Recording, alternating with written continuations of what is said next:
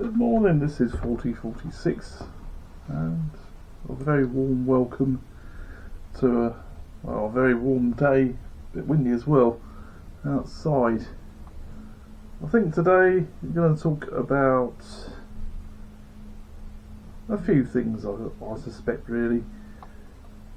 Obviously, going to try and have a new, well, not new, but carry on with having a video at least once a week.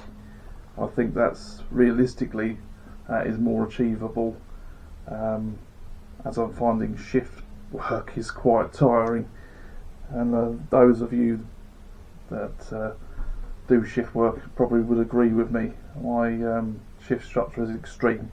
It's a different start time every day, and they have different lengths of shifts as well. But alas, some weeks are easier than others. This one's not been too bad, but with the start time reversing down every day, it makes it a bit more difficult, shall we say, and your body clock is just screaming the whole time. As those of you that do shift work, you probably would understand. A shout out to my subscribers. Thank you for subscribing to me. That does mean quite a bit. I'd like to get the subscriber count going up a little bit more, but it's just got to continue making good content, I suppose. That will get easier over time. I'm thinking of doing a double video in the not too distant future, where I'm interviewing or co-hosting with somebody about a particular period of time. I know some very interesting people. Unfortunately, some of the stories I cannot recount because they're just a bit too grey, shall we say. I think that's the best way of putting it. This weekend I will be going with my daughter to London Zoo. Hopefully this time will be a little bit more enjoyable, as last time at London Zoo I was frog marched around and it wasn't a very enjoyable experience. And that was a date, of all things. Anyway, continuing on. How do you deal with heat? What is the best way to deal with a constantly fluctuating heat? I mean, luckily for us, in this, where I live, we're not in the Sahara Desert or some inhospitable place. However, last year we got up to 40 degrees, which in this country is unheard of. It's, I mean, the sunlight is good for the plants to an extent, but not so much for us. And also, when you're working in a really dark uniform as well, that doesn't breathe, it also makes things a little bit difficult. But staying sort of positive, just have to keep hydrated all the time, although in my particular job that's not easy, and can also be stuck on a service, shall we say, that has no air conditioning either, which is bad to be honest with you. But when I'm not obviously at work, I'm sort of out there enjoying things. I mean, there's a massive world out there. As I promised, I will do a video outside. The only problem is I have to get up really early in the morning so I don't get too much the general public interruptions. As I said before, I made two, but they were unusable because people were walking their dogs and not being particularly mindful of what they exactly were doing, even though they've got the perfect right to do so. It's something, unfortunately, you have to do really early in the morning, which is a shame really, but it is what it is. However, I digress. Unfortunately, this week London Irish went into administration, so London Irish are gone now. It's very sad, but hopefully at some point in the future we'll be able to start from scratch and work our way back up again. Unfortunately, the lowest league is League 10, so have to find a new ground and a new training ground, because I suspect the training ground will be sold that they currently have, which was a very good training ground. But massive shame, really. But that's what happens when you have an unsustainable club. The ground we shared, we didn't own any of it, so we weren't making any money from the ground share, because Brentford owned the ground. That's how these things tend to work, sadly. I think, mind you, even having your own ground, you're not safe. With the demise of Worcester and Wasps, they had to relinquish their grounds and training fields and start from scratch all over again. There was a lot of talk, but unfortunately talk is cheap without results, about saving said clubs. There's 2 more clubs on the brink as well, so that's, I suppose, watch this space. But I think I need to start doing themed videos as well. Not necessarily a second channel, but maybe like a series based on something in particular, because I do go all over the place, but I like going all over the place because it's more the way I am, or possibly my thought processes, I don't know. But alas, I must admit, they talk about doing takes, but takes are not something I can do just yet. I mean, a month nearer to being able to do some decent editing, because my editing skills, well, the current editing I can do is very limited. I mean, I could show pictures and things like that, perhaps. But also, I think I might go into talking about, even though it is quite niche, it's talking about after 25 years they're doing a new Babylon 5 feature film.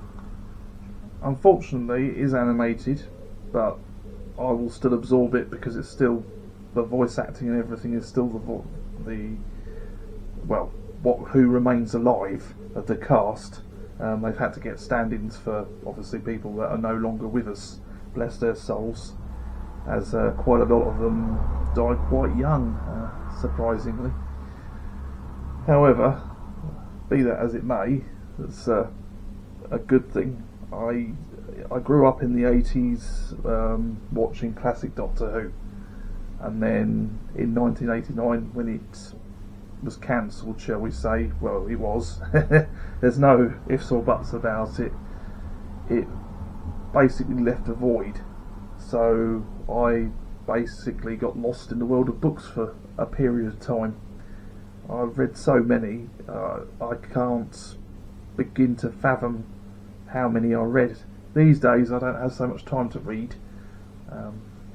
When I finished reading the 3rd book of obviously Babylon 5, then I will do a review, and then I may have a break and then do something completely different.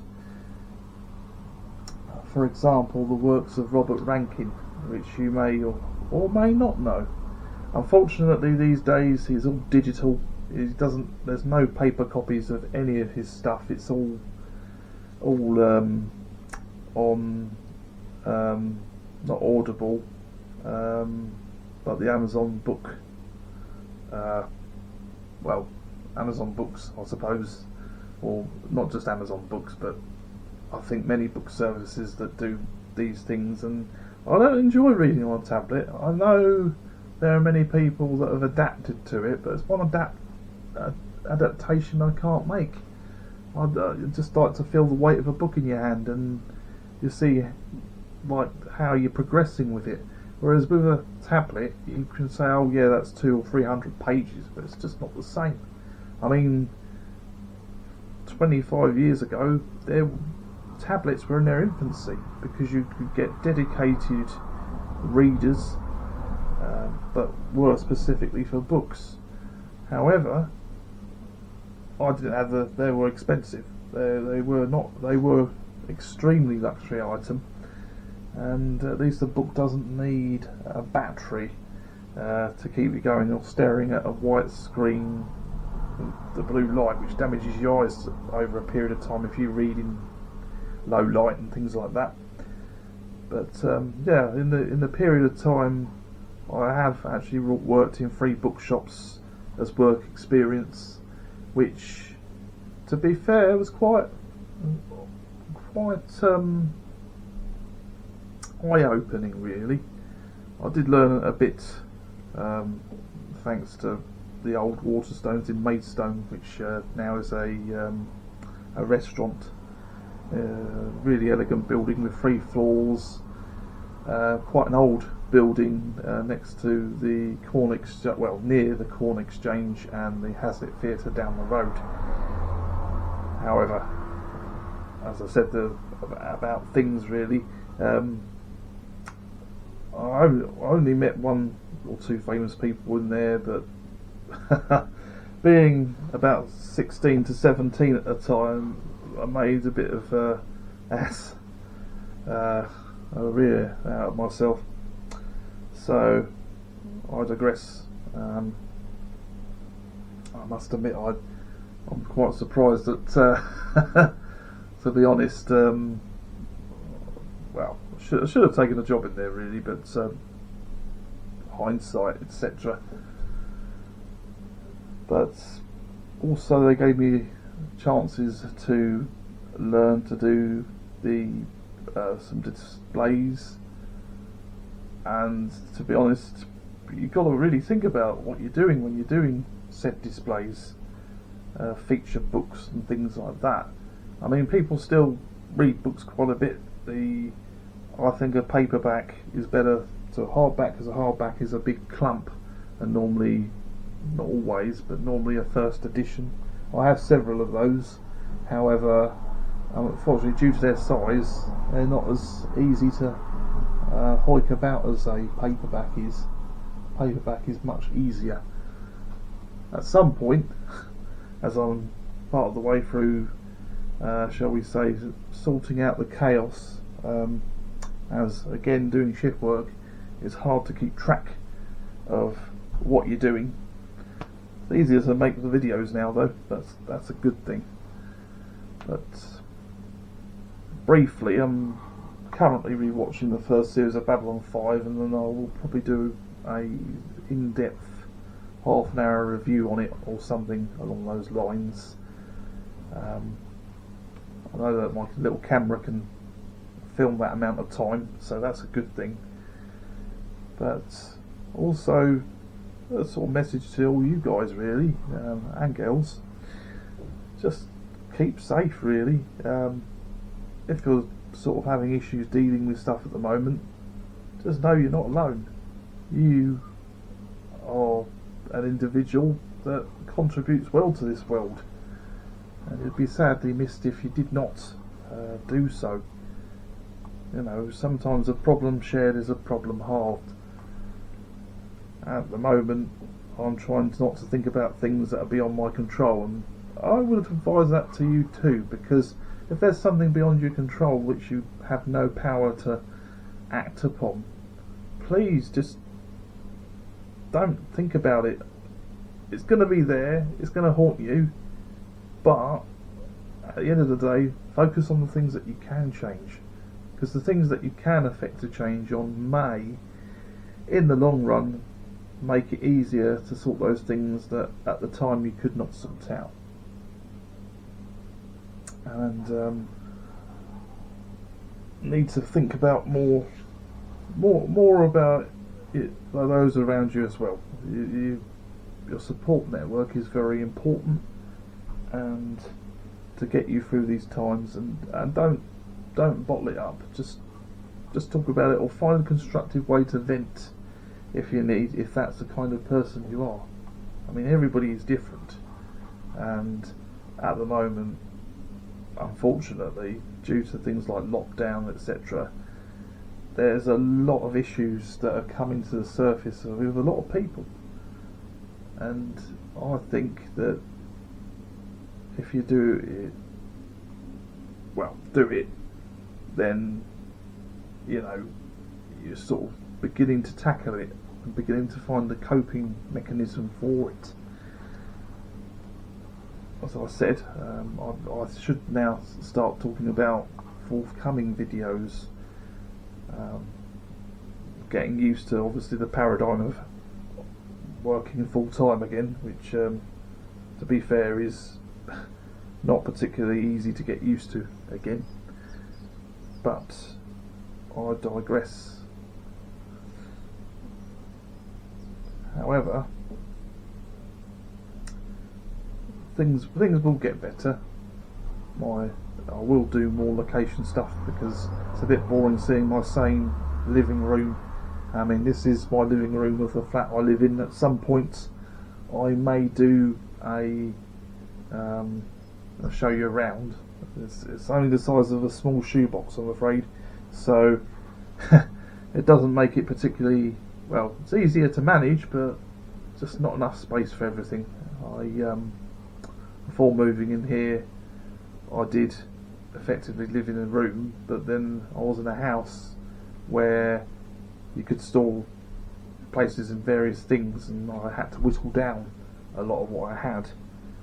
But the thing is, material things can be replaced, you cannot be replaced. So please remember, please like this video, and please like and subscribe.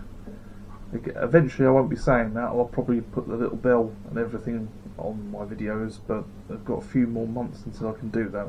Anyway, this is 4046 out. Have a great day wherever you are and whenever you are.